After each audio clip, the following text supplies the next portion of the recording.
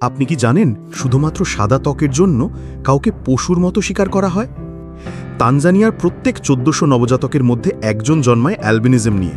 এটি একটি জিনগত বৈশিষ্ট্য, কিন্তু সেখানে এদের বলা হয় ভূতের সন্তান। অনেকে বিশ্বাস করে অ্যালবিনোদের হাড় আর অঙ্গ দিয়ে বানানো মন্ত্র বা ওষুধে আসে সম্পদ আর সৌভাগ্য। এই বিশ্বাস এতটাই ভয়ঙ্কর যে অনেক শিশুকেই গভীর রাতে অপহরণ করে হত্যা করা হয় শুধু দেহের একটা অংশের জন্য। কিছু পরিবার পর্যন্ত নিজের সন্তানকে লুকিয়ে রাখতে বাধ্য হয়, নাহলে সে হয়তো বাঁচবেই না।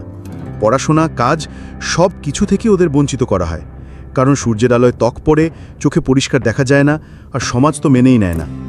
তবে একটা জিনিস বদলাতে পারে সব কিছু: শিক্ষা, সচেতনতা আর সহানুভূতি। আপনার কি মনে হয়, শুধু রঙের ভিন্নতার জন্য কাউকে এভাবে নির্যাতন করা কি ন্যায্য? কমেন্টে জানান।